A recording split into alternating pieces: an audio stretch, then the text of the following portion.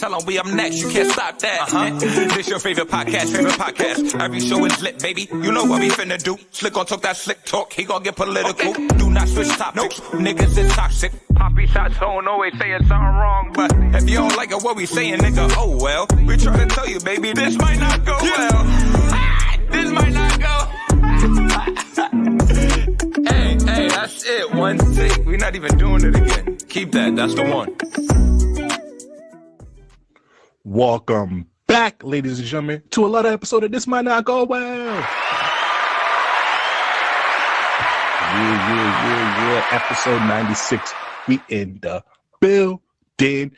You already know who it is. It's the host with the most, B Brezzy, aka Poppy Sazon.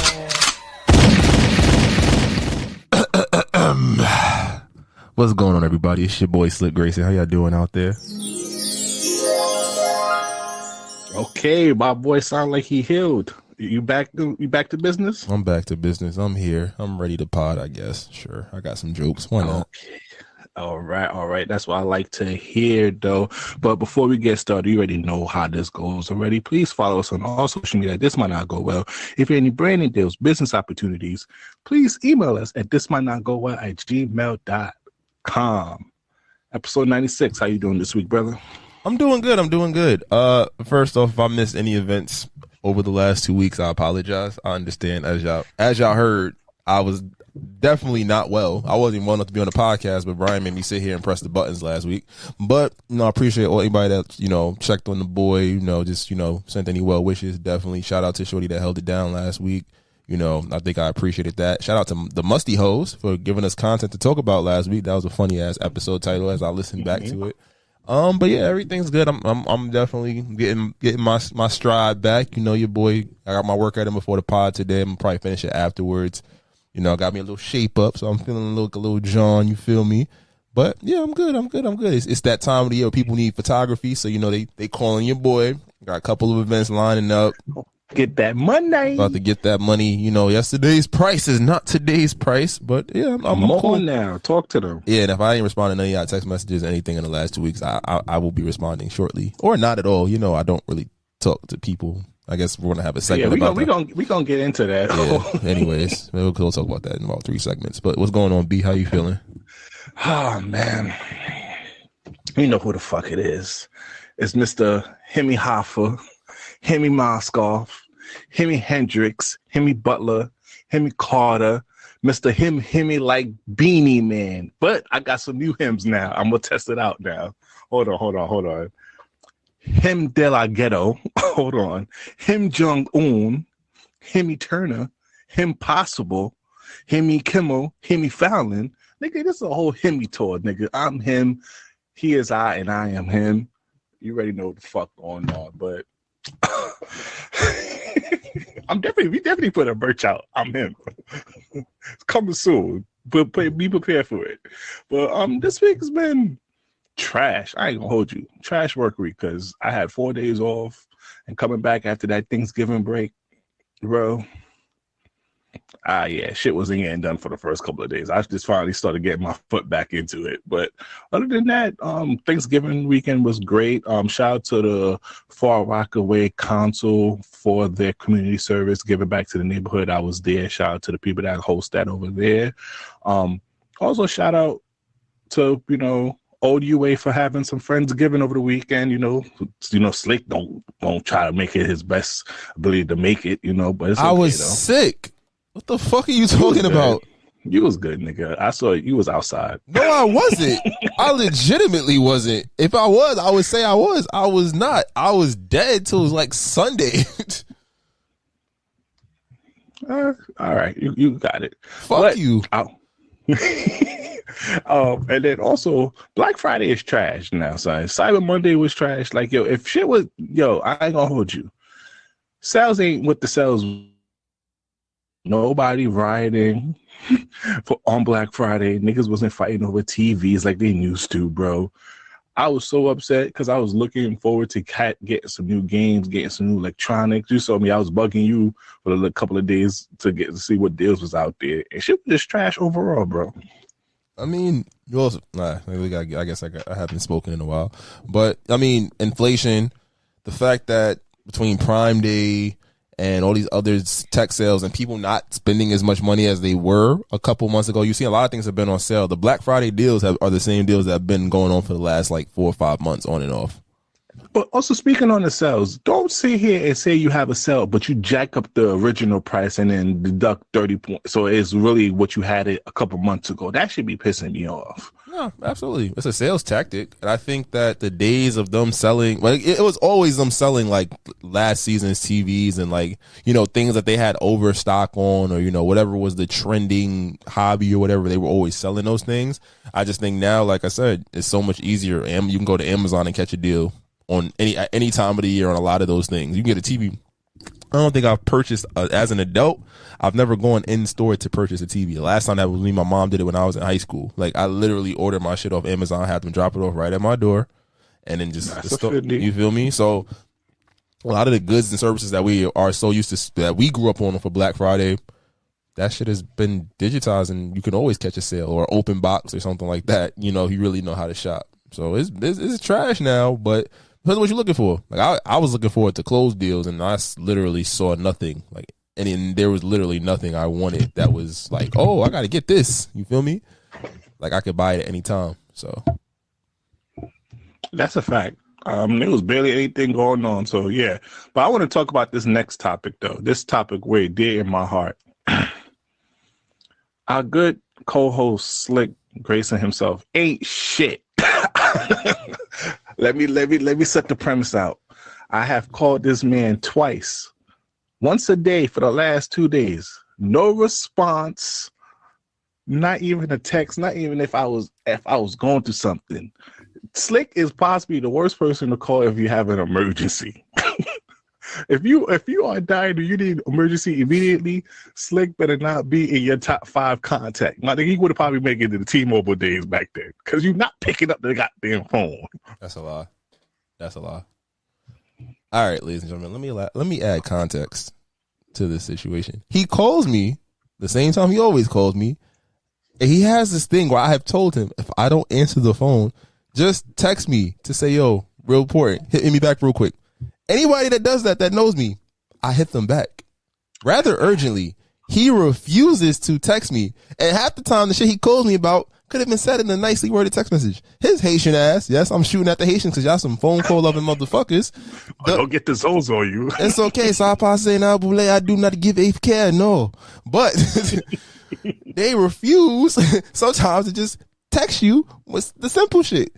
And then he tries, no, fuck you. You had a whole episode to talk. Fuck you. It's my time. No.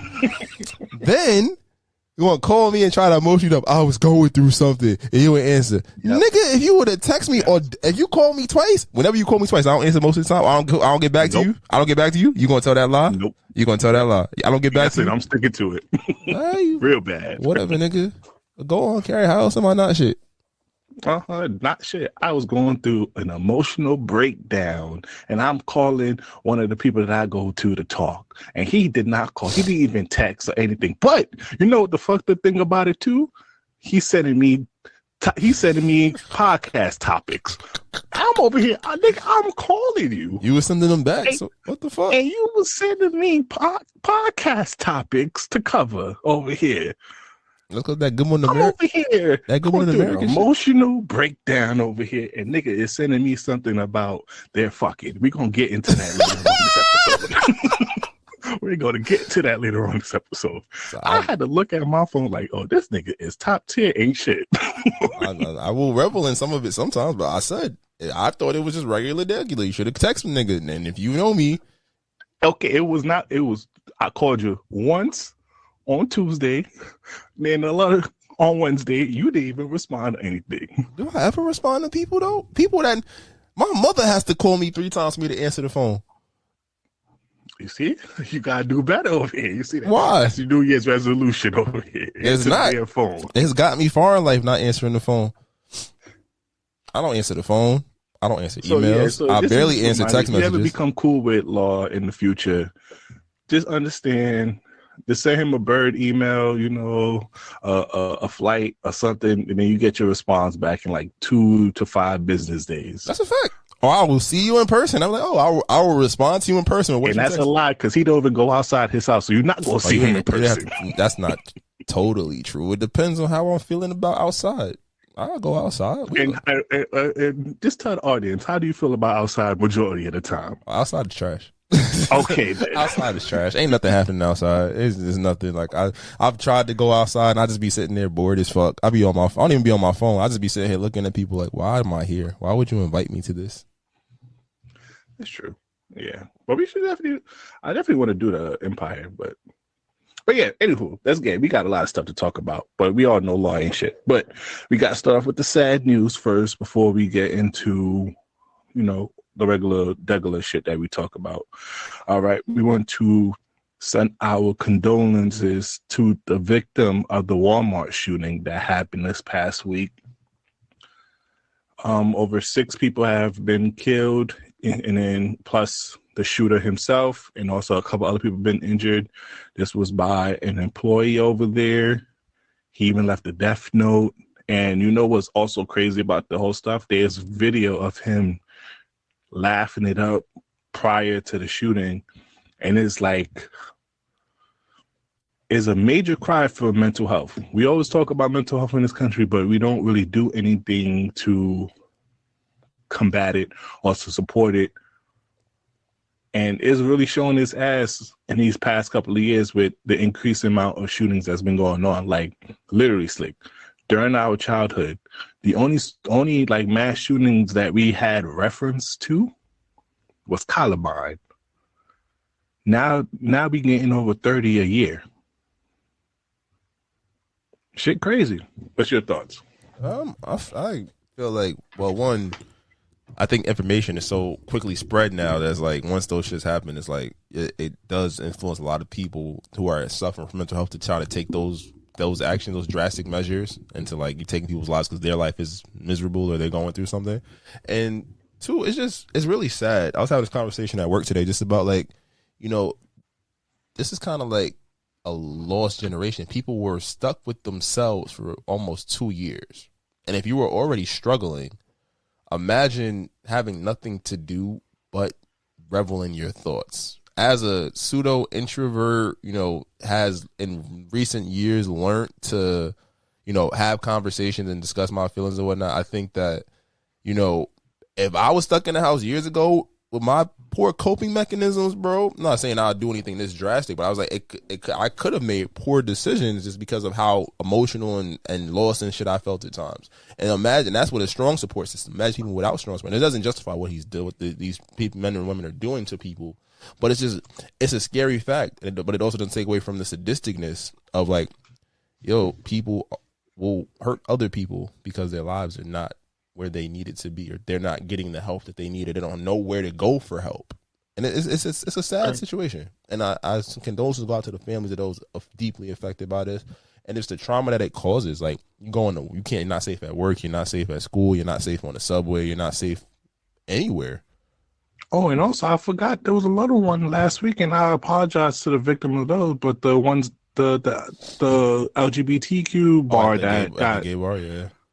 And then they end up beating up the shooter, but it's kind of like, bro. And then the interview with the dad, I saw the interview with the dad, and the dad don't even look like he was in the right. He's a porn star. He's like a former ex-porn star, a Mormon. Yeah, and he was more so concerned as long as my son isn't gay. I mean, that's the word. That was like, he didn't care that his son had killed 18 people and injured 40. Yeah, it's a scary world we live in. But you realize people grow up in those situations. As soon as you see the parents or you hear certain stories, it's like, oh, that makes sense.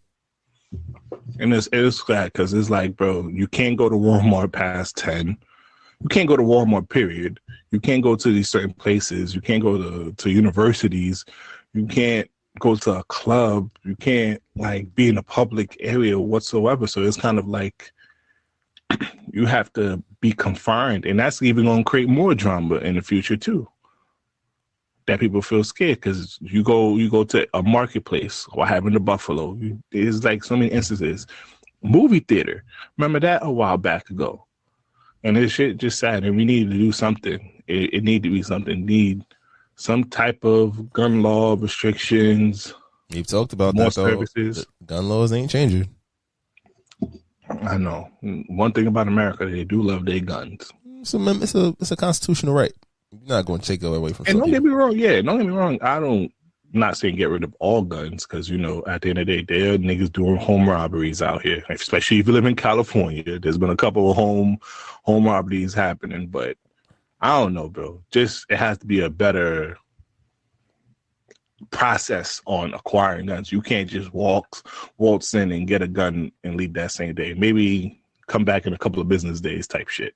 No, I think psych evaluations have to be consistently involved in the work process. I think that's something that's going to take a long time. I think that sometimes it's okay to say, man, you don't look all right. Or I know you've been going through something. Just make it a requirement for a lot of jobs. Like as an educator, I understand, because there's some days I'm like, fuck them kids. I ain't gonna lie to you. And I would never hurt them, but it's like I can imagine, as someone who loves the children and is sometimes stressed, I'm like, I don't want to fucking do this right now. What if somebody is at their wit's end and they're not naturally nurturing, or they're not naturally able to work with people? They are socially outcasted and awkward, and then they just say, fuck it, I can't do this. I don't know how to cope, so I'm going to hurt somebody. Like, I think those psych evaluations in a lot of walks in life would be very beneficial. Like, we talk about, social emotional work. We talk about mental health days. We talk about a lot of this stuff. I think corporately, and it might cost a lot of money, but I think it makes sense to somehow, some way institute a mental health check for a lot of coworkers. It's like, there's certain things, and I'm not going to say people can't lie or things like that. They're not going to be taken with fidelity.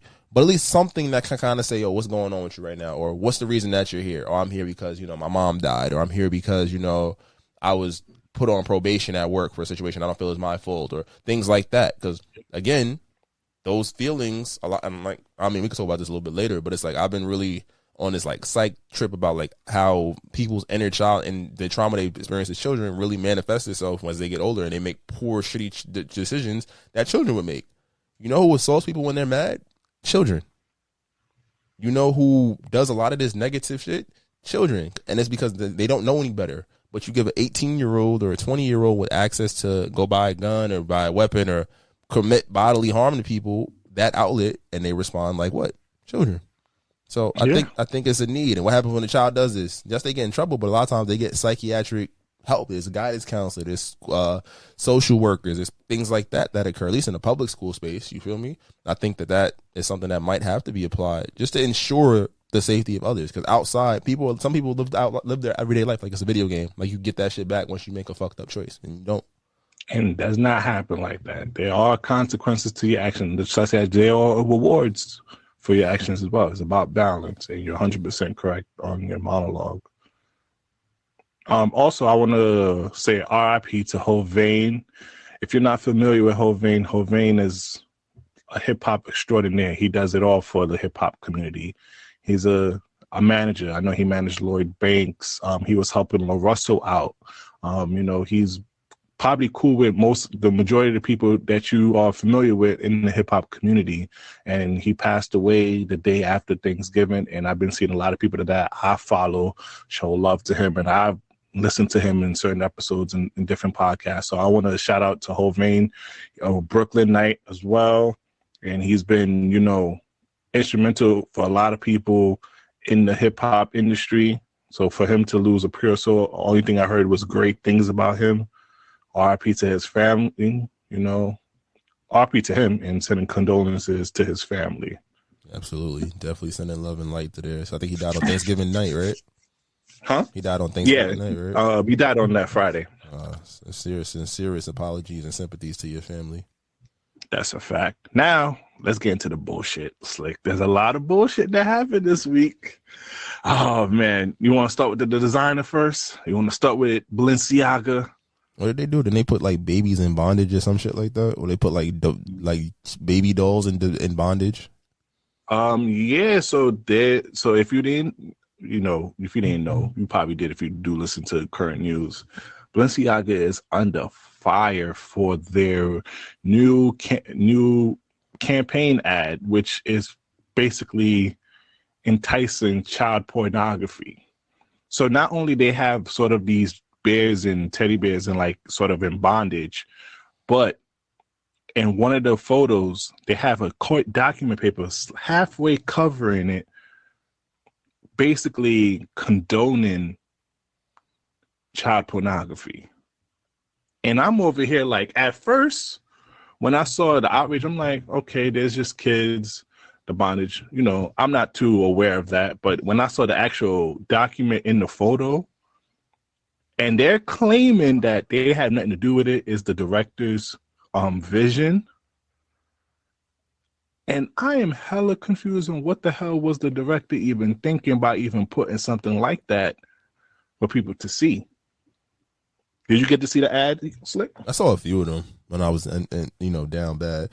But I mean, this is scary because it's like I remember a few years ago there was like some Supreme Court motions or like some very high level court motions in which people were trying to, I don't want to say embrace, but they were trying to limit the penalties for child pornography. And we know that unfortunately there's a large subculture of people, and it's from all walks of life, that are into that sick shit. So it wouldn't surprise me that, Balenciaga is trying to, underhandedly push that agenda. You feel me? Like, I wouldn't be surprised. I think it's just like a bad taste. It's really gross, honestly. Because I'm like, even so, as a parent, why would I let my child be in that ad? You feel me? Bro, facts. And why would you have that court paper in the ad to begin with?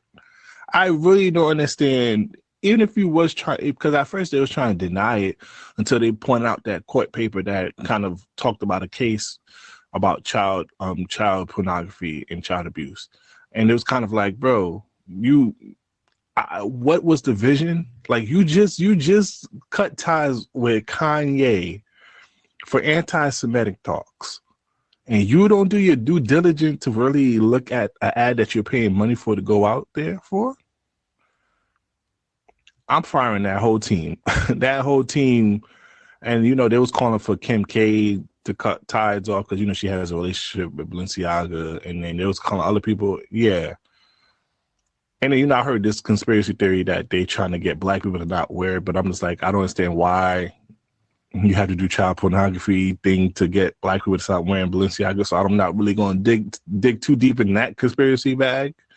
But that shit is disgusting all around, bro. Absolutely. All right, so enough of that. But yeah, Balenciaga, you over here quick to cut ties off with people. Now people are quick to cut ties off with you. See that? Keep your karma beautiful out here. All right, Slick. This is the one that you sent me while you was ignoring my cry for help over here. Yeah, I'll let you lead off the story. What a Good Morning America scandal. Yes. Nah, this shit just wild.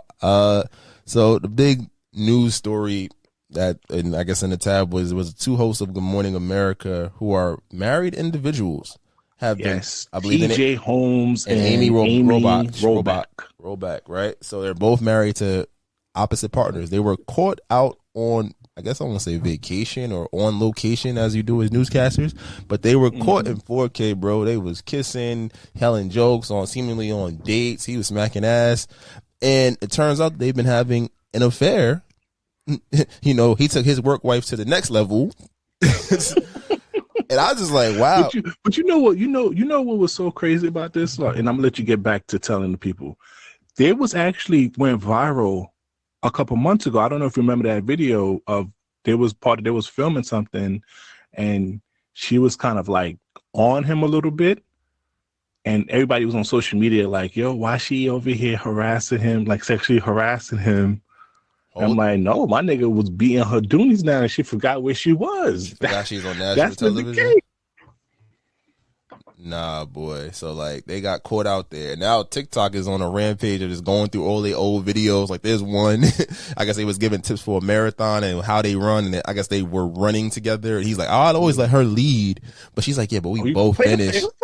Play the clip. I'm not playing that sick shit. Niggas in Come trouble. on, nah, you know. This is what happens when y'all want to have work husbands and work wives. Watch out now. Let me see if I can find it. But nah, it's dark, bro. Cause I'm like, shit, y'all just embarrassed everyone. Now they on Twitter, they digging up his old tweets. He did like a 10-year I love you challenge to his black wife. And like, you could have left me mad times, but you never did. Yo, fellas. keep it short and sweet when y'all do these shits now, because I've been seeing a lot of posts from niggas not really complimenting their woman that well. You do not talk about, despite me doing everything for her to leave me, she's still right by my side. That's not romantic, my guy. That's not romantic. Let's keep it, hey, but beautiful. Thank you for 10 years. Love you. Keep it short and simple, fellas. Y'all making us look crazy out here. Boy, nah, hold. I gotta find this video. Keep talking, because I gotta find it. This shit was wild. Bro, I'm over here like they've been flirting nonstop, and they said that apparently it started when they was in London this past summer, and they spent some time after the film, and I'm like, oh, so they went on an international trip. Niggas, yo, they said this is the Angela and James St. Patrick love affair. and for fact, they kind of look like it too, though. Nah, but also in some of these pictures, because one of their spouses hired a private eye. That's what it was. These shit was too professional, my boy. I just sent you the video. What you would call it? He was catching all of them, and he was touching on that flat booty when she was in the trunk. My nigga don't care. He was over here patting the booty up there. I'm like, yo. Nah, I gotta run it. You ready? Hold on. Let me make sure. Yeah. All right, let's get it. It's looking at me. You've been training. You've been training. With you, and I run behind you, and you keep the pace. I don't have to worry about these things. Right. So if you are the pacer, yes, you do have to worry about these things. You're the pacer. Does that make me the pacey? Yes. Yeah, you're the pacey. Okay, so yeah. But we're going to both be finishers, and that's what counts. Yo, boy, face. Nah. You gotta see how my boy was laid back. Like, he about to get some coon after that, though. He definitely like me. He's like, yo, I'm gonna see you in the dressing room. It's not funny. We don't condone that, especially like you married. Like, apparently, they're separated. At least, Amy's separated. She hasn't been wearing her red ring since September. I'm telling you, I've been on a deep dive the whole day since you sent that. Since you didn't care about my emotional well-being, I had to, really dig deep into the podcast. You feel me? And I've been looking up everything. Apparently, she's separated. Now looks like he was separated, and people at the office knew they've been romantically involved for months now. So this hasn't really been anything new in their circle. It's just new to the public. And you know what else was gangster? While they over here trending the whole entire day, they filmed an episode this morning like shit. Like they was like the trending topic. That's gangster. That's gangster right there. You ain't telling me that ain't gangster. That's some wild shit, my boy. It's like, you over here giving the people the news, the forecast. Mind you the trending topic over here. Nah. He got himself a little casserole dish over here. Okay. But you fucked up, right? You know your spouse is a lawyer, my guy. She know the law. I hope you better get ready to give half of everything you own. Maybe you know what? It might work out, Slick. Look, he's giving half, and sure you're gonna get half her husband shit. So they can put their half together and be whole. Come on now. That's some happy ending. Some wild shit, my boy.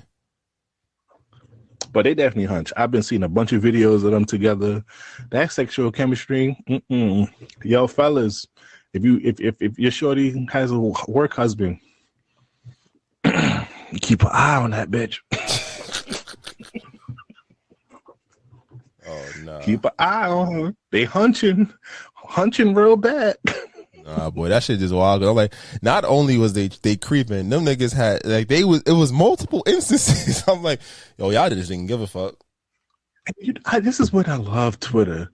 The comments that they was getting off, like, yo, they fucking raw. Oh my God, the mess. Like some of these tweets that they was getting out, talking about, yo, he throwing in her jalupa. Come on. This is why I love Black Twitter. Crazy part is his wife is fine. I seen a picture of his wife. Yeah, no. His wife. Both of their spouses are good looking people. That just shows looks don't got shit to do with it, folks. Yeah, because Amy Robach husband, he was a heartthrob from 90210, like the 90s version one. He was getting bitches. So it shows you that it doesn't matter how much you look good. I guess person, you end up building a connection. Nah, That's what it looks like. That's some wild ass shit, my boy. Hey, you got to see it through, my boy. You better stick beside your white woman. I need. Yo, wait, hold on. Dr. Umar, he need about, because we didn't talk about this in the pod, but Dr. Umar a couple weeks ago when the Kyrie situation was giving a bunch of niggas who was against Kyrie, 1,000 slashes. I ain't gonna lie, TJ, you gonna need at least 2,500,000 slashes. He embarrasses black woman in public with a white girl. He getting 10,000 of them things. Oh yeah, facts. That's 10,000 slashes right there for you, man. And it's not funny because it's like, I'm not looking at no doubt for nobody's personal relationship, but it's just like the audacity. And holding hands, and also that private eye. Yo, put your business card out. That nigga elite. Yo, he's elite. He caught them holding hands in the wind, bro, with the windows up. Yo, and you know he's cracking raw because that picture when they laughing, she was laughing uncontrollably, and he was whispering with the continue. You know when you got the shorty rolling and you continue with the joke and she continue. Nah. Nah, he had her open, bro. That shit is wild behavior. Over here, she packing the trunk, and he's touching on her trunk, putting meat all in her jalupa. Oh man! But okay, now it's a dangerous world we live in. It's a dangerous world we live in, for real. Now, I wanted to talk about this because we also do music on this podcast. Slick. Mm-hmm. Go ahead. Behind closed doors, there's a lot of six God worshiping. Hold on, Slick. Because I'm about to go ham. I know, yeah, I'm a Drake stan. And, y'all be saying I'm dick riding Drake always on the pod. Fuck Kendrick Lamar, all that good shit. But I don't want to hear nothing no more, Slick. I don't want to hear not a goddamn debate about who's number one in this shit no more, Slick. Y'all niggas talk so much shit about CLB. Oh, it's not a great album. Oh, it's a typical mid Drake stuff. It's the How the fuck is it the number one stream album of 2022 when it came out in 2021? More than that little fucking bullshit Stepper album shit. Have we not said that Drake has a formula and it works? It does just because we said formula. Y'all said it was not good. Niggas said it was not good. Y'all destroyed him on that. It's not. How is it the most streamed album in 2022? To be catchy? It came out September 3rd, Has Drake ever not put out a catchy album that people is easy to listen to? It requires not that much brain cells energy to want to hear the Drake's album. I'm not saying it's we can't use that no more. Why He's not? the most streamed person in 2002. He's always been like the most streamed artist the last like 5-6 years or some shit like that. Put some respect on my guy's name behind, and also not just you, Slick, but all them other niggas that's hard talking shit the whole entire year about Drake. Did we not just say her?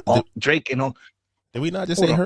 We just said her. I need to find the Chief Keef Sosa lyric because I need you to find the instrumental real quick because I'm about to get in my bag real quick. I decline to participate in that. Nah.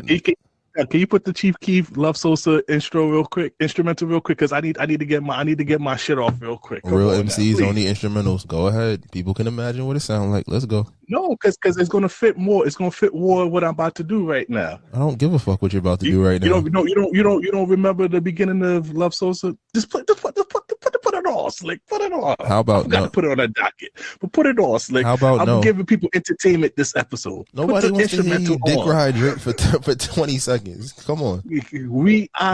Because I saw a lot of people Spotify wrap up list shit. Niggas can't tell me Drake. Y'all don't listen to Drake. Nobody said we don't listen to Drake. We said Drake has been in your top 5. He is. He was number 2. And yours? Yeah, he's number 2. It was Chris Brown, Drake. I'll tell you right now. Okay, now Chris Brown. I see Chris Brown, my guy. It was Chris Brown. It was Drake. It was Lucky Day. It was Kendrick, and it was Division. All right, let me know when you cleared up the instrumental for me right here, because I need to talk to the fans. I apologize for this dick riding he's about to do. Carry on.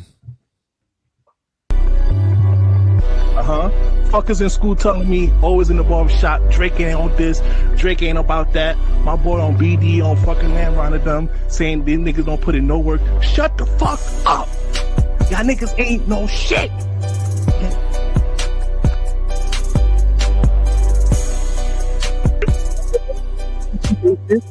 Drake ain't fake. Shut the fuck up. Y'all don't live with that nigga. Y'all know that nigga got caught with the ratchet, shooting at the police and shit. Niggas on probation since fucking I don't know when. Them niggas are savages out there. If I catch another motherfucking talking shit about Drake, I'm fucking beating their ass, Slick. Cut that off, Slick. I'm done. You know the vibes. That Certified Lover Number Boy one, was, top two, not two. that Certified Lover Boy was a 6 and an easy listen. Sure, you got it. Carry on. Anyways, he was number 2 on my Top list. two, not two. You heard? Yeah, Her Loss. That was a top 3 Drake project. But Y'all over here. Oh. let me see. I gotta look at Niggas who I saw cause niggas who I saw talk shit about my guy released their Spotify shit talking about, oh, I don't know how Drake got in the top 5 and my top 5. You know why, nigga? Cause you worship my nigga over here behind closed doors. There's no Y'all certified. niggas always clowning him about his emotional shit. You niggas are emotional out here, sassy ass niggas. There is no Drake Certified Lover Boy song in my top. I'm in my top 75. Oh, Pipe Down 77. Just the 70. That's the first Certified Lover Boy song on my my Apple Top 100. My nigga is the most streamed. Wait for what electronic dance shit, whatever. Yeah, because honestly, Nevermind definitely brought a different group of people into like that electric dance world. That was a smart play. And he told y'all it was a trilogy for you niggas. Because you know what? If I was Drake, I would tell you niggas respectfully hold my head, because y'all over here dick riding Mr. Morals in the Big Step before a nigga who leaves y'all after a couple years and come back like a abandoned stepdaddy over there. But this nigga Drake been giving you hits for decades or more out here. Every year he has not let y'all off. He either give you a rap or something to vibe to every single year, even if he don't release a project. And this is the things that he get for y'all niggas. You unloyal motherfuckers out here talking shit about him. A nigga who every single year drop a single for y'all niggas to vibe out to, while y'all dick riding a nigga from Compton who leave y'all after 3 or 4 years without anything. Still doing that little stupid voice. I don't know. Shut the fuck up. Stop talking shit on Drake. Go like this. Go like this. Yeah, no, nigga. Get off your knees. Get off your knees. Yo, dear, we all love Drake on this side, but you are doing a little bit much, sir. Nah. I told you, Slick, I was coming with energy for a list right now because I saw a bunch of niggas talking shit, and Drake is in your top 3. Not even the top 5, top 3 in y'all wrap up shit. And the Apple shit. I didn't really see too many people post the Apple. I didn't really know a lot of people was on Spotify that I follow. Spotify is free. That's a little story. I mean, Spotify is free, and it is a great it's a great free user experience. Like shit, sometimes I think about switching to it, but then I just got too much invested in Apple. But that's true. My Apple shit was cool. But it's fun when you see, like, I like going through my top 10. 'Cause like top 5 is easy because you're going to go to the songs that are easy to listen to. But I think wait, what was your top 5? My top 5 was my top 5 artists were Chris Brown, Drake, Lucky Day, Kendrick, and Division. But then I had Luke from Dreamville was up there for my top 10.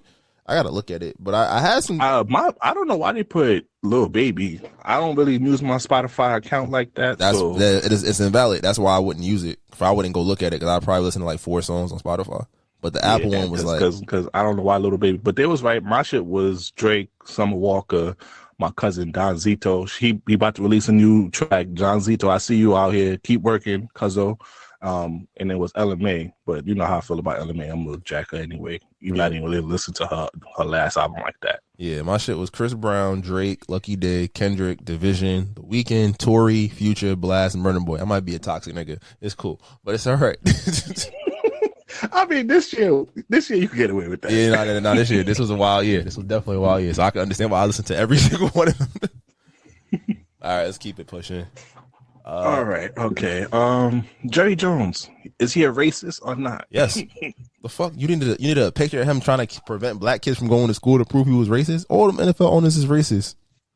I'm more so mad at niggas like Steve from Arkansas. What you expect? I'm more so mad at Stephen A. Smith. I thought that was the biggest show of coonery. Like, you were, I guess this goes back to the Kyrie thing that really didn't sit well with me too. I feel like a lot of black like talk show hosts and people in prominent positions on like those certain networks, like they are put in a position where it's like you can either find something to stand on, but when it comes to their own people, even if they make a mistake, they go for the jugular. But when it comes time to white people making mistakes, a lot of times we don't get that same energy. And I think it was the same energy reciprocated every which way. I'm fine with it. You hate the Cowboys. Mm-hmm. The owner of the Cowboys is literally being portrayed as a racist and what's the excuse? He was a 14-year-old boy. He was just trying to figure out, what was happening. Wait, I don't want to give Stephen A. Smith bell. He hates Cowboy fans. He don't really hate Cowboys. He hates the fans. Regardless I'm throwing him a little bait. But all right, so in any circumstance where a black man athlete has done something dumb or been caught in a situation, does he not go for the jugular? Is he not? Does he? You're right. I just said I'm throwing. So the fact that a sports billionaire who we already know was going to not really be that impacted because they don't even want to talk about this shit that much outside. It's like the Brett Favre shit. They don't want to talk about this shit outside of black Twitter. I knew it was bad when Undisputed didn't really talk about it. Yeah, when Skip Bayless, who is a Cowboy fanatic, and Shannon Sharp, Shannon Sharp stands with the folks. They didn't really get to talk about it, even though LeBron James brought it to attention last night. Because Bron know he fucked up. Bron know he fucked up with that Kyrie shit. He didn't. He could have. There's so much more you could say. Somebody that you call that's like if one of us said some shit that got us in hot water and we said, I don't fuck with the hate, I don't fuck with what he did. Instead of being like, yo, that's my guy. I know he's not about that. And then was it maybe done in bad taste? Cool. Bron bitched up. And that's my favorite player. I said it. I called him a bitch that episode because he bitched up. But now he's like, yo, all right, niggas is on my ass. Yo, y'all not gonna talk about Jerry Jones? You're right, but I'm gonna give Shannon Sharp because I love Shannon Sharp. I'm gonna give him a little break because at FS1 they have the World Cup to cover, so they wasn't on air for today and tomorrow possibly. He said it. So they'll probably talk about it next week. So I'll give Shannon Sharp a little bit. Who's gonna care about it next week? And I'm not saying like just the guy just said it's not their it's not on them. It's the World Cup. Now, a side note, the World Cup has been fire. I've been watching that shit. I might like soccer. My little kids might be able to play soccer when they get when I have them. But going back to this, it's just like it's never the same energy. When a white athlete or prominent person fucks up, mainstream media never has the smoke unless it had to be supremely egregious and done to another white person. Okay. I'm gonna play devil's advocate. Go for it. Do you go hard on someone at 1957 and compared to what he had done now? What has he done for black people? A lot of former players that play for the Cowboys always speak highly of Jerry Jones and how much he take care of them. Like Pac-Man Jones spoke highly of him and told him how outside of just the team, he taught him how to be a man and how to financially take care of his kid, and that's the sentiment of a lot of his players. Because if you know the Cowboys, one of the reasons why the Cowboys never win is because Jerry Jones has his hands in the team. He's very hands-on. What do you think of my that? response is that of course you're going to be able to bond with black men who are helping your $1 billion or whatever amount of money that you're making from the NFL. It's easier to work with them because you see them as your subordinates. I can see you as a person because I work with you every day. He's not going to, I don't know if he has that same energy for the average everyday black person. He was just running the one on the street. And to also combat that point, I would say that in my life, I've probably met a lot of white people who have racist tendencies or, racist views about black people. And because I'm who I am, or they've gotten to know me, maybe they don't feel threatened or don't, see color in that respect. But at the same point, you as a young man made a choice and it's getting washed aside. And my whole argument is about keeping that same energy. Yes, it's a 60-year-old picture of what may have you. But at some point you thought it was okay to keep little black children from going to school. You thought it was okay. You had these ideals about black people being less, and you still might have those ideals. It's not now play devil's advocate. Do we give him the benefit of culture context at the time? You are in Arkansas. Do we give during black, the 1950s? Do we give black men the cultural context of what they go through in their environments? Yeah, but it's kind of like he was able to grow. He was able to grow. Oh, now you can use that against me, obviously, because a lot of black men don't get the opportunity to grow because they get killed a lot. But isn't that what we've seen? It's supposed to happen. You in the 1950s. You're 14, 15. You grew up thinking of these ideologies because you've been force fed by your environment until you get into the real world. You start interacting. You realize, hey, this ain't smart. This ain't a good ideology to hold on to. Or they're not all bad. And change his ways. I'm not saying you can't grow and change, but there's a level of accountability. Because one, it was just, I was just there to see. Like, there, if he was to come out and say, hey, I grew up in this era, this is what I was taught, I don't believe this anymore, my actions are this. We've seen black people lose it all for a tweet. We've seen black people lose it all for a picture, for being in the wrong place at the wrong time. And it's all about keeping that same energy. It's always, we're going to run to defend the white man, or the media is going to protect the white man. That Brett Favre shit still don't sit well with me. That nigga stole millions of dollars. That's a fact. And they won't touch it. Only person I've seen touch it is Shannon Sharp. You feel me? Mm-hmm. And I think that's more so the problem. Like I said, I'm not saying he can't be a better person or he couldn't have grown to understand, but that is hurtful. Hype devil's advocate, if during that march, some black people were jumped and assaulted, and he was a part of the mob that jumped and assaulted them, and he says, oh, I don't feel that way about black people anymore, should he not be held accountable for his actions at the time? Well, technically, he probably has statute of limitation. I'm not talking about, in the eyes of public perception. So would Stephen A. still say that he's a great white man? And that's my point. You could change your ways. Like the thing about it is, and this is why I don't like. This is what I don't like about this generation, because a lot of people like Malcolm Little will never be Malcolm X in this culture that we're in now, because a lot of people want to give him the opportunity to grow into Malcolm X. But it's sort of like Malcolm X. Malcolm X started off as a pimp, a gangster, whatnot, until this beautiful activist that we love and respect to this day. So it's kind of like you could give the same regard, and hope, please don't cancel me. I'm not comparing Malcolm X and Jerry Jones together. I'm just using that as just Malcolm X was a structure. Malcolm X was doing all of that within the black community. They wouldn't give a fuck. Black people would have understood it. Black Malcolm X is still not universally as beloved as he should be, because he was too radical. He didn't get a holiday. Yeah. He doesn't get time off. We don't get a Malcolm X Day. And that's the point. But he has a better legacy if he had just continued being Malcolm. In hindsight now, because we can look at the totality of the story. I'm not saying Jerry Jones is a shitty person. I'm saying he was a shitty person. He did some fuck shit, and there is no level of accountability that will be prescribed to him. Not a media outlet. The people that are going to talk about it are you and me and people on Black Twitter.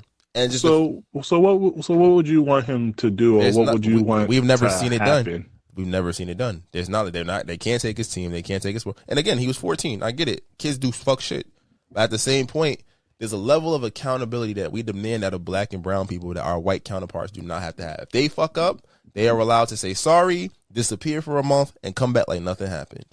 Will Smith is still being persecuted for a slap on another black man in a white space a year later. They're still demanding answers. They're still demanding of him, even though he said, I was in a dark place. Something, hurt people. He's given answers. He's tried to recoup. He's offered stupid, bullshit-ass apologies. Right?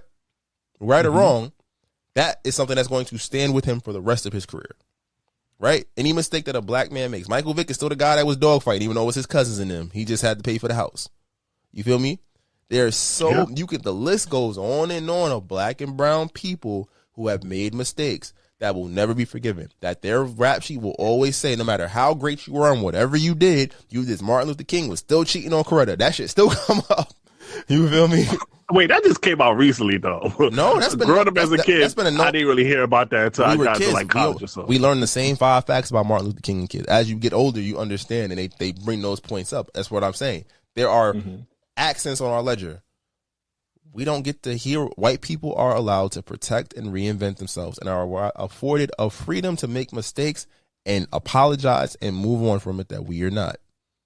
And I'm asking for the accountability because, again, loud ass Stephen A., who I've over the years come to not really, I don't want to say I don't respect him, but I think his points and his viewpoints in a lot of these situations aren't necessary. He's going to say, he's going to Shaq it like Shaq has been doing. He's going to play it safe, or he's going to try to pander to his white counterparts. And I think that is something that is very destructive to the black community because, again, the white community has leaders and politicians and things that stand. They know who to go to. Who are we giving? We had Obama, and we have athletes and rappers. When shit go left, who the first person you see on Twitter? Cardi B. That's not a bad thing. Why you throw Cardi B? I'm not throwing it's not a shot, but I'm saying. No, I get what you mean. Our pop culture are the people who hold the voice and are where a lot of our people get the information. So if you got Stephen A. Smith, who 8 million black people a day at some point, way, shape, or form are interacting with his rhetoric on situations, that's dangerous. That's detrimental. They're basically telling us who we can forgive and who we can't. You feel me? And that's, like I said, if Jerry Jones is a better man, cool. But you were there. Emmett Till was the same age as Jerry Jones and was killed for whistling at a white woman and lied, and there was nothing done. He wasn't given a chance to repent and change his ways. And that was like a year or two after that incident. It's scary. And again, sorry to keep going to Stephen A. Sorry for going to Stephen A. again. But that is deflating for somebody with such a prominent voice in the black community who had so much shit to say about every other black man wilding out and doing some wild shit. Stay off the weed. But when a white man does something and you kind of like him, hey, don't take it too personal, black people. He didn't deserve this. He's not that kind of guy. The fuck, a picture's worth 1,000 words. He's that guy to me right now. That's how I feel. And he ain't take accountability. Well, he said, "Oh, I was just there because I some shit was happening." No, buddy. He said he didn't know at the time a monumental event was going on. And how does that change the situation? So did you see niggas going to school and you just, oh, this isn't monumental? You felt the way. You ain't look happy in that picture. You're like, oh shit, look, it's the nigger families. No, you didn't. You didn't. I'm sorry. And that's the thing. He in the picture, he didn't look like he was doing anything either. It's not about doing anything, bro. It's like if there was a rally right now, an anti-Semitic rally. Let's take it there. We're about to take it there. No, but I'm saying a rally, like all the racist people or anti-Semitic people in the world came together to have a rally, and niggas showed up there. I just seen a bunch of people outside, and I just went, even though they all had signs saying, part this is not my thoughts, but like, oh, F the Jews, this, that, and the third, you K this, that, and the third, like, and you show up with it, you pull up, you join the circle, nigga, read the room. Oh, I'm not supposed to be here. Oh, maybe I agree. Ooh, yeah, they took a picture of me. I wasn't. How's that sound? How's that look? Especially at the peak of racism, regardless of your environment, you still choose where you at back then. You choose where you go. You didn't have to be a part of that mob. You didn't have to be there. Nah, I agree with you. I do. That's just my thought. I'm just like, I don't give a fuck. I just. To me, the thing about it is, I don't know what to do or to like criticize him or like not criticize him, but like have him redeem. Like I'd rather him. It's like we can't find him. We can't take away his team for this. We can't find him. We can't like do anything except publicly shame him. That's it. That's the thing. That's the only thing we could do. If there was a black owner in a similar situation, there would be some public outcry for some kind of response.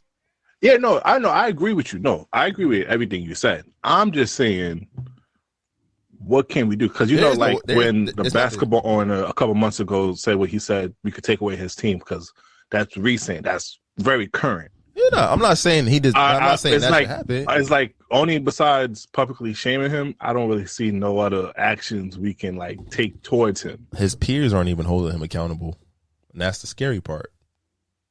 Oh yeah, and that's the point.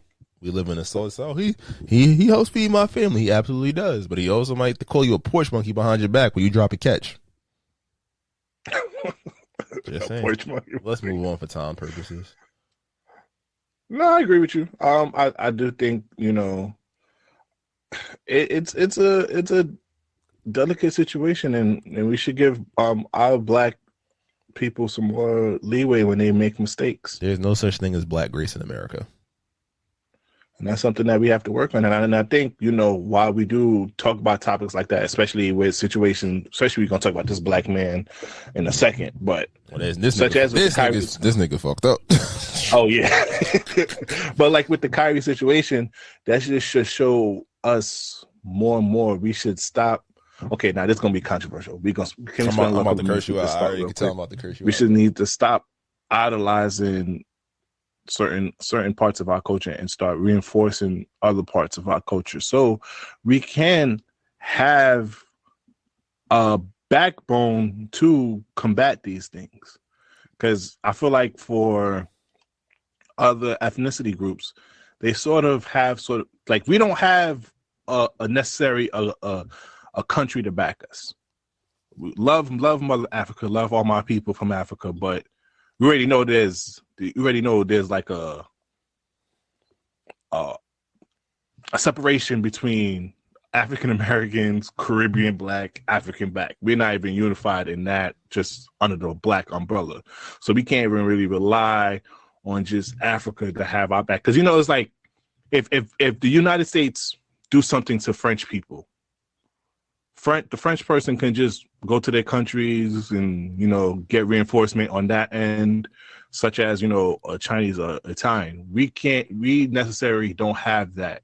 So now I feel like we should be trying to build that here, unite under here, and really, like, when we say control the black dollar, actually control the black dollar. That's how we're going to give black people grace. If we want our public figures to have grace, we will have to be able to control our black dollar.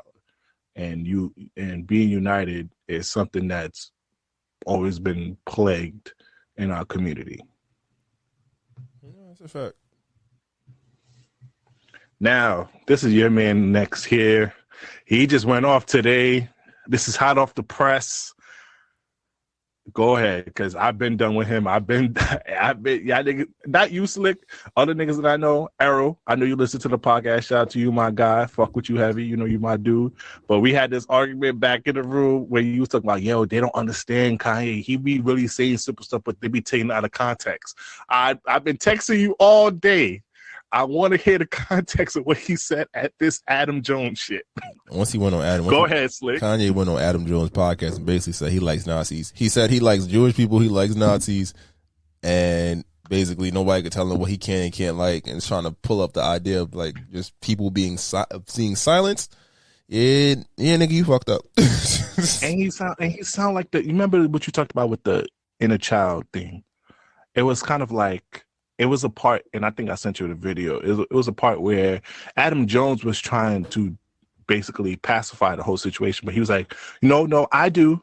It's kind of like, oh, if you're just going to call me that, then fuck it. That's what I am type of stuff. And I'm like, yo, that is such childish behavior to have. And I really don't know what's the end goal with Kanye. I don't know what he's trying to accomplish. Like, I think he's not well. Confused. He's not well. He's not. And it's sad to see it. And he's eliminated anybody from his life that will hold him accountable. He's surrounded by yes men, and there's no checking him. It's sad. It's sad to see, and it's scary. And like you said, I don't know what, like, before when they said whatever he said on Drink Time, like, what did he say? I still was looking for that clip of what he said. This is clear as day. There's something mentally wrong with you. Can you play these two clips that I just sent? Because we really have to put some audio behind what he actually said. I'm tired of hearing I'm a Nazi. I'm really, because I'm not. But I think by them falsely accusing people, some people are going to become Nazis. I am. Now what? I am. You're now what? Now I'm a Nazi, Ari Emanuel. Isn't that what? Like, my accounts, because they've been frozen by the Jewish banks. So I need to watch my meals. Well, CNN says white people are evil Nazis, so I mean, I disagree with both statements, but I get the Trojan. I don't like the word evil next to Nazis. I think we need to look at. Oh my goodness! Just because you don't like one group doesn't mean the other. But look, I love Jewish people, but I also love Nazis. Oh man! Well, I have to disagree with that. Yeah. Listen, we're gonna go to break. Slick. Of my accounts because they've been frozen. That's some wild shit, boy. I don't know what that man. I don't know if that $200K a month got to his head. Because, they just settled the divorce between him and Kim K. And she ended up getting the house that he purchased next to her house and a couple of other things. And he has to pay $200K in child support, which, I don't think is too much for him, even though that's kind of still crazy because Kim K is Kim K. But I just think because both of them are paying for the kids. But that's neither here nor there. I don't know. I'm literally speechless. It's a scary situation because it's like, what are you trying to accomplish? What do you like? What needs do you have? Like I said, I go back to the inner child because I think I guess working with children and just maturing is like understanding that a lot of us carry a lot of hurt and a lot of us don't know how to cope. A lot of us don't know how to deal with that. And when you leave hurt untreated, you develop severely damaged, I don't want to say personality, but severely damaged ways of dealing with your troubles and your pain. Every time Kanye seems to be in pain, he lashes out and does some really egregious shit to get attention. And it's not justified. Like, he said some fuck shit. Like, Kanye, if he wasn't done before, he's definitely done right now. There's no album you can make that's going to save you on this one. But Slick, you sent me a video like 2 or 3 weeks ago when he was talking about, he was basically saying I'm kind of like sorry, but I'm free. Even though it was kind of like when he was wearing that gray hoodie and he was talking about like, you see what they did to me? They took away all my money. And then you come back on board. Like this obviously shows you what mental health, what we need for mental health and the support. And also this should show you that he is having an episode and we need people that are close to him to take care of him instead of, and I'm gonna start, what I'm gonna start doing now, I'm starting to blame the people who take him on the interview, because even prior to this, he was doing a podcast where he was talking about Jewish folks and he just, I guess someone said something that he disagreed with. He walked out mid-episode and then returned to the podcast. He's having a breakdown in our very eyes, and it's sad to see, especially someone that we revered as much as Kanye. And I don't know if he got yes men's behind him. I don't know if he's just not listening. He's not taking his meds, but he seriously needs help, because at the end of the day, bro, he is crashing in our very eyes, and I do not know what's his game plan. There is no game plan. He's a rocket man. He's just going for broke at this point. Shit crazy, bro. I've been stop jacking him, even though some people keep saying he made, college dropout, he made graduation, people trying to stick behind the music. You can separate the artist from the music. You feel me? Even though don't separate R. Kelly though, because I don't want R. Kelly having some bread because he's nasty. But at least with Kanye, I think you can still separate. Is he still? You can separate the music. You think so? Two different people to me. This new Kanye, I don't know who this nigga is. I go back to the memories of who he was. Yeah, I think you can separate the artistry. Have I played him recently? Nah, nothing's come up. But I mean, My Beautiful Dark Twisted Fantasy is definitely one of my top. It's in my top 5 albums of all time. But it's tough because it's like that guy and who this is. I don't know if they were ever the same person or what's going on. But I do hope he gets the help he needs, because that is egregious. Side note, Kyrie, please do not repost nothing. Adam Jones, save yourself now. Don't repost nothing, please, my guy. Don't get them on you. Don't get them on you, Kyrie. Stay quiet. Stay quiet for the next couple of months. I don't care. Just don't say nothing conscious worthy. Oh, give people a chance. Please, for the love of baby Jesus, don't say nothing, Kyrie. I already know you about to have a think piece about anything. I'm trying to save you from that public scrutiny, because they're gonna be waiting to fire your ass up, especially because these are the 2 people that you got in trouble for. But also, I didn't put it on the docket. Quick before you get to the song of the week. What's your thoughts on Saweetie selling 2K? different era. For her mixtape. There was no build up. There was no lead single. I think that in this current era, sales aren't everything because it's streaming. And if you're a fan, somebody, I think Young Berg or somebody said it, Hitmaker said something like, oh, she got 13 million followers, but she sold 2K. Are those followers fans of her music or fans of her as a person? We've seen that people being fans of you as a person doesn't necessarily translate to your artistic endeavors doing amazing numbers. It's no, I don't want to say it's unfortunate. I think that she's dropped singles. She makes music for the girls. That, you know, she had the single she was Pretty talking bitch music. Yeah, she dropped some singles that were, the girls love. But it has always seemed she was getting her shit off in that song. And one of them songs the song about Lil Baby and Quavo. Yeah, but it's also at the same point. I ain't gonna lie. If you could take a poll, what percentage of her followers? I'm ready for that pretty bitch coochie. Sorry, go ahead. But that's the thing. Do you listen to her music? Yeah. No. You remember Baby Mama Coochie was the song I was bumping, and I played it for my song of the week. That came from her EP that she did with a lot of West Coast artists. I'm low-key a Saweetie fan, so. I feel like I think that she has access to great beats. She understands like what a great female bop sounds like. I think that you can't. It's at the point where she's putting out music just as the means of like, keeping the people interested, because she still hasn't dropped that debut album. I think that that's kind of like, that's missing the mark. I guess you want to perfect it. So I can't hold you accountable for an EP, because EPs can sell anything, especially when it's, not marketed, or, all we had to go off of was the Quavo song, but I think she'll be all right, because we've already, as we understand with music, all it takes is the right trend or the right record, and you good money. Yeah, she touching paper, so she ain't OD broke at all. I think people made a big deal out of it. I think it was too much of a deal. Yeah, because usually you get 10K. Usually people get the tens in the teens, but for a person, 2K streams. It's not 2K physical copies.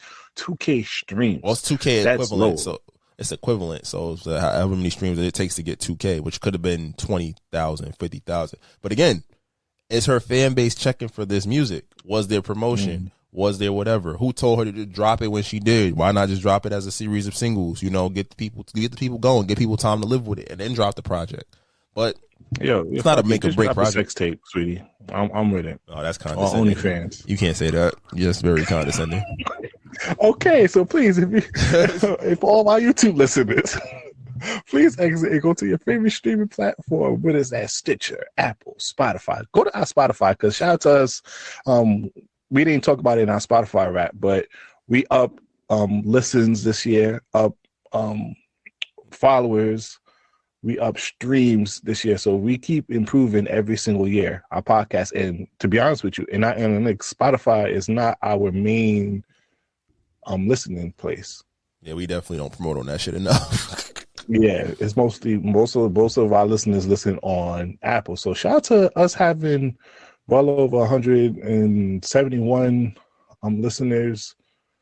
Not for the whole year, but that's just people who follow and listen to us. So that's good. And we getting over a K or two streaming. So we up there. We getting up there. We doing fine. But keep streaming us, especially on our Apple. But yes, back to what I was saying. Go to you go to Apple Music playlist for our song of the week. What's your song of the week this week, brother? That was Dougie B, All Eyes on Me, on the new project, No One Bigger Than He. All right. So that was our song of the week. You can go listen to our Apple Music playlist to go listen to our previous song of the week.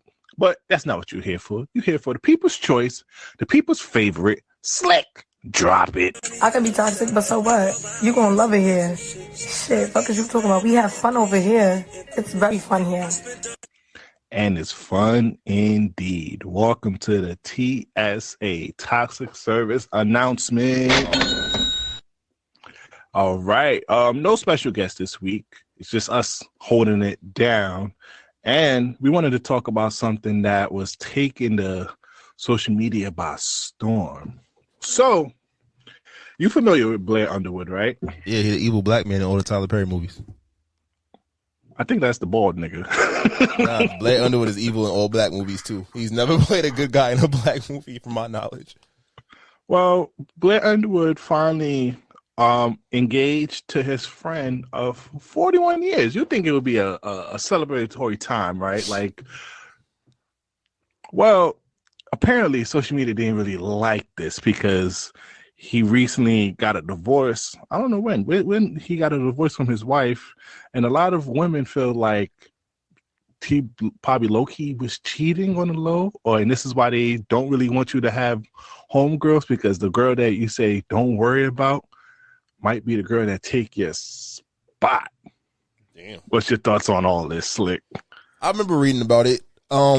They were friends for years through 2 marriages, and I don't know. It's weird. It's taboo, but I think on both sides, I think men and women both can be uncomfortable. Let me say both can be. A lot of both parties. Oh, wait, before she filed, his ex-wife filed divorce in June 2021. So let's put that timeline in there. Oh, so that's like a year and a half. Yep. So she probably found out they was doing something on the side, or she didn't feel there was something inappropriate. But I think it's just like what you have to realize with opposite sex friendships and relationships is that there's a level of intimacy there in some situations. Meaning, like, it doesn't have to be intimate, but like for a guy who has a very close female friend, when he's going through something, and you can't always tell. I'm not saying you can't tell your boys, but you know you're gonna get one type of energy from your niggas, you'll get one type of energy from your female friends. Also, too, many times organic male to women friendships often don't start out that way. Like we said, a lot of times you'll see somebody be like, "Oh, they probably was trying to fuck and then it didn't happen, or you told them it was never gonna happen, so they waited around type shit, or y'all dated, y'all dated when y'all was younger. It was like, nah, but then y'all was still close. Y'all didn't want to give up the whatever bond y'all had. You feel me? So like, it's hard to find genuine female friends. Like I have genuine female friends. I've never thought about knocking them down. Like I don't think they ever thought about taking me down. Like it's always just been like we had good energy and just hung out. And it's like when I was dating, I'd tell girls like, yeah, these are my 3 female friends. Like you're not moving them out the paint. You feel me? Like they around. Yeah. But it's also like in that situation, if that's who he was confiding in through his relationships, you can kind of grow to, I think as you get older, you grow to appreciate friendship and relationships. Not saying you can't do it now, but I think once you've been around the planet, you done had your kids, you done had, all the sex and shit, you don't want it. Sometimes you want somebody you vibe with. And unfortunately, in this case, the person he vibed with was his female friend at the expense of his other relationships, which is kind of like, it can be off-putting. It can be very draining. But Slick. What? I feel like just women are very contradicting, because wasn't the same women saying they want their next relationship to start from a friendship? I think she was just following that plan. You ain't shit. She could have been following that plan, but she took another woman's husband to get it. Hey, y'all always talking about, oh, I want my relationship to grow out of friendship. They had 41 years of friendship to finally be engaged and to be. I'm rooting for him, not only because he's my frat brother, but I don't see nothing wrong with it.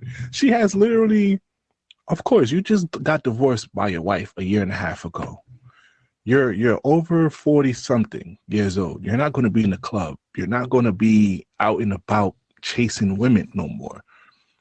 What are the options around you? Not saying that he settled down for his friend, but obviously as a man, you're going to look in your surroundings. He's not going to be outside, back outside, boys. He's not going to do that. He's going to look at his surrounding areas, and she's been with him. Who knows him better than, besides the ex-wife, who knows him better? Yeah, he's 58 years old. What club he going to? What old jazz club he gonna go to for some old Shirley Coochie out here? He ain't going nowhere. So of course his friend, she out here single too, because she don't want to be outside like that. They just, it's like the Good Morning America stuff. You just spend so much time together, you just develop. You ever heard you scaring the hoes? You ever heard that statement? Hey, they want me. They say they want the old breeze. What up, though? You heard I'm back out here. All right, so scenario. You like to play devil's advocate. You finally settle down. You get a woman. She got a male best friend. Tell you not to worry about him, right? I'm already worried about him. As soon as you told me not to worry about him, I'm already worried. Every time y'all beefing, you see his name pop up because she going to tell him all the shit that y'all got going on. Like, but Slick, we talked about this plenty of time. We know that once we get with argument with our shorties, what they go outside looking for? For attention. That's when they start posting pictures. I know firsthand account of girls who get in argument with their niggas, post a video, an old video of themselves. You know why they do it? For attention. I'm not saying that's not the case, but this is more than attention. This is somebody that knows her intimately, not like sexually, hopefully. But she don't got no loyalty to the ex-wife. That's his friend. She don't got no loyalty. It's not about that. If that was her, no wait, hold on. If that was her, that was his ex-wife's friend to start off with.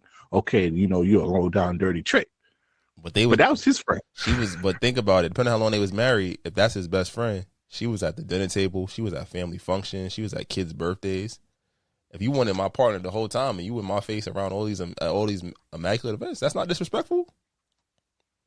The question is, did they act on it? If nigga, they getting mad. We don't know. If that 20-something year relationship, they did not touch each other in that way, it's no disrespect. She was at least respectable to see y'all divorce before she started giving up the buns. We hope. And you gotta. We hope. We hope. We hope. Black men don't cheat, and my frat bro don't cheat. Okay. I mean, we don't got enough evidence to prove it, so I'm just saying. I get it. It's just. As a man, it's like, yo, fuck it. You love who you love. You break up, whatever. A woman too, at the same time. But we heard this happen plenty of times. Right. We heard a lot of the old people who got divorced end up marrying their friends. You have pacts with your friends. What you mean? Like, yo, if we don't get married at this certain age, we gonna get together. You do? That's dangerous. You know what? That's dangerous. We know about the pack. Okay, we don't get that shit be like, by yo, 35. That shit you say like 20, like, yo, this shit don't work out. Like, yo, just know. Lock it in. Just have your fun. Because at the end of the day, when you reach in the 50s and the 60s, and I'm not there yet, so I'm just gonna assume you just want companionship. Like, love to you at that age is way different than love at our age. Oh, fuck that. She still better be sucking dick. Oh yeah, no, definitely. Like, you're not getting no engagement ring without sucking my soul out. But you better take them dentures out. You feel me? No objection on that part. But he wants companionship. Blair Underwood is 58 years old and still on TV. That nigga is still fucking. Let's be real.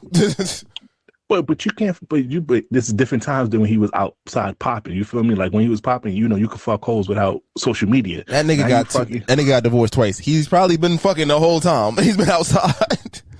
Don't put that on that man. You don't know what he's been through. You get divorced twice. Somebody was dilly dallying somewhere with some pussy or some dick. We don't know why they divorced. We just know they got divorced. Most divorces involve somebody dilly dallying somewhere. You can grow out of love, Slick. And as you grow out of love, what you gonna do? Go fuck something in the meantime. And that's his best friend. Why not? He might have been fucking her for the last 30 years. Shit. Don't do that. Don't do that to my guy. I'm just saying. What changed? Matter of fact, if you have an off and off thing, that's crazy though. Imagine if you had an off and off thing for decades. Now you really locked in. Like, yo, I ain't with shorty right now. We gonna fuck with each other, and then I got a shorty now. Okay, nah, she really locked in now, and then she finally got her chance to start at the starting base. If you say so, nigga. All right, and make sure. I hope your girl don't have no male best friend. That's a little sketch. But the thing about us, Slick, we understand majority of the time the nigga will fuck if she give him the opportunity. Oh yeah, men are easy. Probably wouldn't want to be in a relationship with her, but if she throws him, she throws him the cooch. We already know that. So hey, make sure your girl always happy.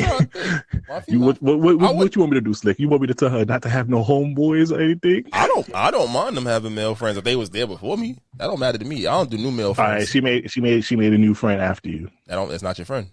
If we keeping it a buck, it's not your friend. Because I'll tell you 100% why. As a man, we understand how the game go. And I laugh because in situations like this, if it were to happen, women will be mad at you. But then you pop up with a new female friend, how's it going to go? It's about respect and understanding. Why is he your friend? What makes you feel like he's a friend? If he's a somebody you're cool with somebody, it's a difference between like a work friend and like you're like claiming somebody as your best friend that you just met after the fact. You feel me? I think that's just that's a safe term. Like if I popped up on Shorty and say, oh, I got this new best friend, she dope. Who the fuck is this bitch? That's the first thing that happened. There's nothing I can say. What happened? Because think about it. To be somebody's best friend, it has to be. We had to go through some trauma or some shit together. And nah, but y'all met at work. You feel me? Y'all went to London. Y'all did something about the Queen's Jubilee, and then they started fucking. Exactly. Yeah, that's the difference. Like I wouldn't expect her. I wouldn't expect her to be okay with me popping up with a new female best friend. And she shouldn't expect me. Okay, but you can pop out with a new female friend. But there's levels to it. Like, it's not a female friend. I don't have no female friend I talk to every day, unless it's like work related. And then we joke, like throw some jokes on the side. But it's like, it's never like, hey, what's going on in your life today? Let's go get drinks. Let's get food. I don't have female friends. So when do trust and, come into the relationship then? What do you, trust is like, all right, so that's all I guess we're going left. Trust is always in a relationship. You trust that your partner's not going to do nothing, but you're also not going to parade like I'm going to have dinner with so and so. This guy, you're not. And it's not about being insecure. I understand men. You're not going to, and especially if I've never met the person, I don't understand the variance of the relationship and vice versa. I wouldn't expect you to do that. And people gonna say that might say that sign that says insecure. It's like nah. It's like, do you lend your car out to anybody that you've never met before? Does that make sense? Like this isn't Toro. This is, if you meet, like I said, a lot of times you're meeting a lot of opposite men, especially, are not looking for friendship. Even if they tell you, oh, you cool, unless it's like, even if it's like, oh, you married, there's some level of attraction to it that made you want to kick it with somebody as a grown ass man. We understand as we've gotten older. If this was like 22, 23, I might be able to fuck with what you're saying. But going in the 30s and 40s and shit like that, it was like, all right. Nobody, if you need a friend that bad, bitch, we need to talk. We need to go. You need to work on something. Yeah, because something happened. I'm supposed to be a friend. Yeah, because like I'm saying, like you go to work, you go to war with people, like those are friends. But I'm not hanging out with nobody one on one from work. You feel me? You feel me? If you hanging out with somebody one on one, you're getting to that danger zone. You're tiptoeing that line. Yep, and then magically you slip and fall on some dick, and they gonna tell me it was by accident. No, it wasn't by accident, mama. You was taking the jalupa. I'm about to say, yeah, the setup has been in. You just didn't want to listen, and now you fell for it. Now if we going through something, and this nigga magically there, guess what? Oh, it goes from, oh, hey, how's everything? How's everything with boyfriend? So you trying to suck this dick? What's up? You trying to come over? You feel me? That's a fact. And that's just the reality of the situation. That's why I don't play that new friend shit. Like if I never met them before, never heard of them before, and it's like, oh, I love this person, my friend. What the fuck are you talking about? Why are you so thirsty for friends? First of all, what's going on with you? Go see a therapist. This is like, you feel me? You can have, like I said, you can have. No, I was very sheltered as a kid, so I didn't really have too much friends. Because it's like niggas is like not going out of their way to text nobody or all willy nilly. I'm not saying that, and they are like, I'm not saying niggas don't be creeps, but it's like I said, we understand the game. Yeah, we understand, and then women, I understand because and it's a thing that goes on. We're not gonna talk about it because I want to talk about something funny after this, but this goes on about respect women, and I think a lot of women in this day doesn't understand because they think that, oh, you're male, fragile ego and all that. It's like, no, we understand the naiveness that y'all put on, and we understand guys. Is it naiveness or is it selective? They understand it, but they want to do what they want to do. And if something happens, but we gotta say naive because if we say that, they'd be like, "Oh no, what if I didn't know?" No, cool. It's disrespect. It's like you choose to be disrespectful. And it's like niggas, like men and women, have moments where they choose to do it, but it's like there's blatant like, yo, like, oh, it's my new friend. No, it's not. Don't fucking play with me. Oh, do you talk? Nah, he's not calling your phone at this hour. He needs to understand. Yep. You better draw those boundaries because you will want me to do the same thing. He better be trying to be my friend first. OD before he even attempts to try to be your friend. Yeah, nah, it's like because it's like if a random nigga pop up, I'm like, all right, you already know what type of time you on, so don't play with me. You feel me? Because now you being disrespectful. But if I respond, and you want to try to flip it on me because there's like it can come to accountability. You will want because does he have a girl? Because is his girl comfortable with you being his friend? It doesn't matter. Oh, he doesn't have a girl. It doesn't matter. Oh, so he just want to be your friend. But it doesn't matter. Again, I've seen niggas have cheated on their whole wives, like pregnant girlfriends and wives and shit. You feel me? So it's like, why would that matter? What? I also saw this on TikTok. They said like, yo, why would I chase a girl? Why would I chase a single girl today when I can possibly compete with 3 or more niggas when I can go talk to the girl with the man and only compete with 1 nigga? And when he said that, I was like, oh, this nigga spitting. But it's the truth. It's the truth This in the nigga sense. It's the truth in the spitting sense that right like she not gonna have all that time for all this excess niggas. She gonna deal with her nigga. You know you gonna be on call. Like why? And it's not. And you know who exactly is your competition, and you could dirty Mac. Oh, you could get a lot of shit off. You could. And that's the thing. That's why I say I don't respect it. If a new nigga pop up, I'm like, who the fuck is that? And then sometimes if a new bitch pop up, I'm like, who the fuck is that? Because I'm like, where'd they come from? Where was this excessive need for friendship? And that's why I stand 10 toes down on that. Because it's like, it's different. Like I said, it goes between work friends. It's like, oh, and if he can't hang out with me there, then what's going on? Yeah, cause it's, like I said, it's going to be a few niggas that's going to catch the hands. I'm not going to lie. That's right. Because the thing about it, you know what I realized? A lot of niggas will back out from trying to fuck your girl once you once they meet you and shit like that. You feel me? They respect your energy, or you let them know what it is. Like I understand. Yeah. I peep game, nigga. Like I'm on to you. Yeah, we not doing all of this, and that's real shit. And it's like it's not about insecurity. It's not like that, but it's like there's a level of respect that is expected, but sometimes you have to let a motherfucker know. And women do the same thing. You won't even realize a girl like you. And your girl will be like, yeah, I don't like that bitch. Fuck her. You can't hang out with her no more. But it's like it's levels. They be peeping it. So I respect it on both sides. I've learned to respect it on both sides. Sometimes it's like it's not everything ain't innocent, and you can't and don't. And I think you do yourself and your partner a disservice when you try to play like everything is innocent. That makes sense. That's a fact. Now, it's like this next topic hold dear to my heart because, you know, this is like not one of the reasons why we became good friends because, you know, I think we became great friends and stuff like that, brothers. We had no choice. We was the same general vibe. We had no choice. We were the same major and we hung out in the same circles. No, not really. Not at first. We was in the same organization. We was in the same major. Oh, okay. But we had a genuine bond. Yes, Stop doing that. All right, whatever. Have a heart-to-heart moment with me, nigga. Okay? Fine, go If I get to my fuckery. Okay? You know, off of just having a genuine bond, you know, understanding coming from New York City, we built a nice relationship. But one of the other stuff that solidified our relationship was just, we was like our two-man mission, man. We was like Kobe and Shaq, Scottie Pippen, and Jordan. We was kind of like Stockton and Malone. We was kind of like, who give me a little duel out here. Like we was really like Drake and 40. I don't know. Niggas made Magic. Yeah, Kareem and Magic, my nigga. Quincy and Michael. What? Shame me. We was kind of like Stock Shorts and Fat Joe. I don't know if that's a good one. No, I don't think that's a good one. I'm shooting out here. Okay.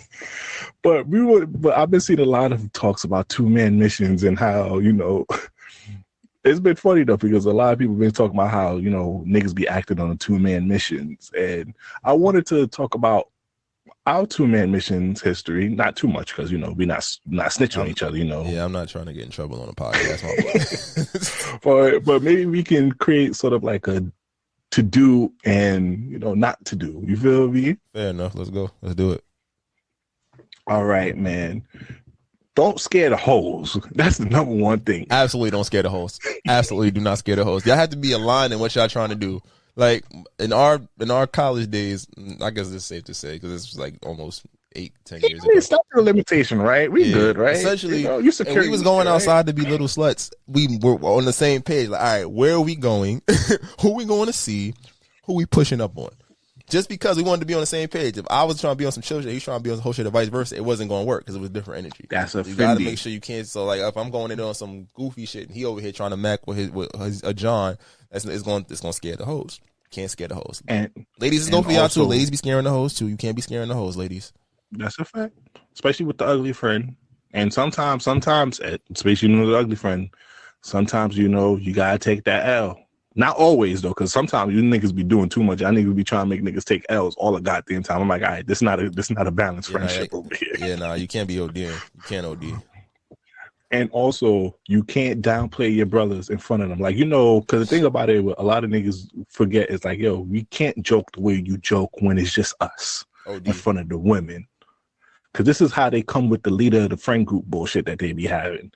You do not joke, because, you know, as guys, we rag on each other. We say, bitch, do that. But there's be some niggas when the girls be around really be They roasting niggas. Yeah, they play the shit out of you to make themselves look better. You can't do that. That's bad movements right there. That's bad movements. Do not roast your brother and don't make your brother look like the joke. On a side note, you do have to go into the situation understanding who is the alpha, who we putting in front at the front of this mission here, because certain spaces you go into, there's probably one of y'all is dealing with already, and then you trying to pull the other friend. Yes, that's exactly. Now it depends. Now whoever is talking to the main person first is going to lead the mission, and then the other person got to do the follow up. Okay, you got to see which one is fucking with. It's always going. If it's a group, you want to go to a space where it's like 3 or 4 of them. So there's one that is guaranteed to go down with it, and then the other one, that's who your man's got to pull up on. Exactly. So now you don't put down your brother, and also you don't exaggerate. What a lot of niggas happen is they be capping their ass off. Yo, bro, didn't I have like 10 Hellcat cars and $1,000 in each pair of jeans that I had? Yeah, I had those Americans, right? No, nigga, you're scaring the hoes. You don't got a lot to kick it. Don't lie. Be cool. Because the thing about what you fellas don't understand is if the mission is already happening, if it's just you two and the other two together, 9 out of 10 times the shorties knows what's up. You're just gonna talk yourself out of the coochie. The coochie is marinating. It's like teaching. You start at 100. You can only go down. The coochie already been marinating. Once her friend say y'all can come over and chill, the coochie is marinating. It's already in the bag, floured up, seasoned up, ready for Pound Town. You don't go over there overdoing it. What you do is shut up and listen. And okay, so now with Slick and I, back in the days, back in our prime time, I'm the funny person, but Slick is funny himself, but I'm the one that's going to jump out there with some wild shit, right? And then Slick will kind of reel it back, but also indulge in my bullshit. And that will be how we usually succeed in our fuckery. I'm about to say, somebody's open at this point. Once it happens, it's like, oh shit, gotcha, reel him in. Sorry. Yeah, because the thing about what Slick and I realized in our 2-man mission is we are hilarious together. Yeah, no, that's as now, you can see with the podcast. You know the saying, if you can make her laugh and giggle, you can make that ass clap and jiggle. Okay, it's very true. And girls be choosing. Let's keep it a buck. But there's also all different archetypes. You could have the cool but funny nigga. You feel me? You can also have the hood nigga, but he a little hilarious. So bitch be girls be feeling that. But we know our strength. Slick can talk. He can articulate himself. But I'm also a nigga that's going wild the fuck out. So it's kind of like it creates a balance, and that's what you need on your team, niggas. This type of stuff is more for the niggas. Girls, step out, okay? They be girls, right. You don't really gotta do nothing. You just gotta accept the nigga and then tell your shorty, because you girls be giving it. They be sacrificing their home girls. What? Y'all push them off. Didn't you fuck Jamal and suck this? You be like, oh shit. You're like, damn. That's because girls be really throwing girls go for the same dude. That's why that'd be mad confusing. Niggas be like, all right, that's you. Say less. Yeah, that's your body. Oh, okay. Oh, I'm not gonna judge you, girl. It's you good on this side. So that means your throat fired. Niggas. What niggas is in there? Niggas don't care about anything. In my heyday, I have said some wild shit, and they be like, "You want to see?" You feel me? Really funny. Man, good times. And also, now this is the most important part. If you notice one person is having emotion more than the other person, you have to be humble and just take that L if you're not going to get it that night and let your man win. Because obviously, to get 100%, both of y'all got to hit. Absolutely. But if your man's, because because sometimes you could be the alpha going in because you know the shorty, but at that time, shorty not trying to give you nothing. She's still on the 90-day rule. You feel me? But your man who just met shorty feeling him, shorty laughing, they good money. Hey, you gotta be like, you know what? It's not my night. I'm gonna be here for my guy and let my guy get the motion off. You got to be able to. You got to play off ball D. You feel me? Play off the ball. You feel me? You gotta let niggas rock out. You feel me? And the most important part is, my nigga, succeed. My niggas, succeed. I think that's a great way. Where we at the timestamp? Hour 44. Oh, but quick question. I ain't gonna lie, Slick. This is automatically different topic, but I ain't gonna lie. I'm gonna have to delete TikTok. Why? I ain't gonna lie. It's like every day I find a new bad woman on TikTok, bro, and it's messing up with my reality. I ain't gonna hold you. They be some bad bitches in Idaho, Montana, Texas, and I'm like, oh. And you want me to settle down for a medium ugly chick? Oh, this not happening. Oh no, I delete TikTok at least once a week, so it's okay. I respect it. Cause I ain't gonna lie, and they be shaking ass over there. They be doing that. What's that new dance they be doing? That little turn shit. Oh, I know what you're talking about. Yeah. You know what I'm talking about over here. I don't be fucking with it. I don't be fucking with it. I'm not gonna lie to you. I feel like if you social media bad, stay away from me. That's a fact. Stay away from me. That's a fact. I don't need those headaches in my life because you're not gonna understand the difference of like once you could always tell when a shorty got a man because they start posting a specific way. All that attention getting ass shaking stop. all of a sudden she's Debbie Allyn now. She a whole choreographer now. Like when you never was dancing before now. It's all shoulders up selfies and shit like that. But then when you in trouble with her, then it's back to you always outside. Even when you outside with your man, you ain't posting your man. It's like, oh, all right, bitch. You feel me? Because I fell in love a couple of times on TikTok. I fell in love. Like, oh my God, who's this one shorty here? I'm confessing my love to her. This woman with the dreads. I ain't gonna lie, dreads is starting to become a new thing out here. Yo, ladies, if you got some dreads, DM me. I'm willing to spend some cash. You feel me? I know I talked about, all that materialistic shit. Fuck all that. What you want? What we talked about last episode with Big Money V? Towel. You want them lemon drops? Cat steaks, mama. I ain't gonna hold you. I'm fucking with the locks out here. And if you got the bang, hold on, I just continue talking because I gotta find her because I'm shooting my shot publicly with this shorty over here. And as you guys can see, as a 2-man mission, I shall continue to talk while he sets himself up. But yeah, I don't fuck with the social media baddies.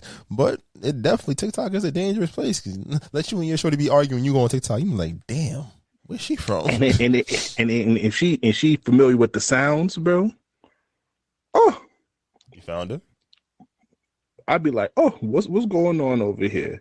Why she know the bitch bend over? Oh yes, I found her. Oh my God, this beautiful black woman over here. What's her name so you can shout out? Brianna Chanel. She never gonna hear this because she got close to 500,000 on TikTok. But baby girl, I'm gonna send it to you right here, brother. You're gonna see why. Hold on, look at it real quick. Get on your TikTok. Why I continue talking to this fans. Yeah, this is male slime shit. This is what niggas do. Just so y'all understand. Oh my God. She look Afrocentric. She look like she got some crystals. She look like she burned incense. She about her health, wealth, and positive energy. Baby girl, me too over here. I know my sun and moon sign. You feel me? I know all of that, mama. I love you. So I want you. We could do that. Yeah, you might have to clip this sound and put it on the TikTok. At Miss Brianna Chanel, my man's just trying to holler. What's up? And I guess that's a perfect way trying to holler. What you want, girl? I got the lemon drop money for you, mama. What's going on? I ain't no munch though. I ain't gonna hold you. She got a nigga. I don't know what the new niggas be doing out here. Niggas be. I ain't gonna lie. I've been hearing a lot about you niggas eating coochie and then don't be getting nothing afterwards. But that's a different topic over here. We passed the time limit. Please follow us on all social media. This might not go well. If you're any brand those business opportunities, please email us at thismightnotgowell@gmail.com. I'm the host with the most, B Brezzy, aka Poppy Sazon. Your boy Slick Grayson, glad to be back, and we'll see y'all next week. We out of here. Ciao. Just take the beats. Try to tell them we up next, you can't stop that. This your favorite podcast. Every show is lit, baby. You know what we finna do. Slick gon' talk that slick talk, he gon' get political. Do not switch topics, niggas is toxic. Poppy shots don't always saying something wrong, but if you don't like it, what we saying, nigga, oh well. We try to tell you, baby, this might not go well. This might not go. Hey, that's it. One take. We're not even doing it again. Keep that. That's the one.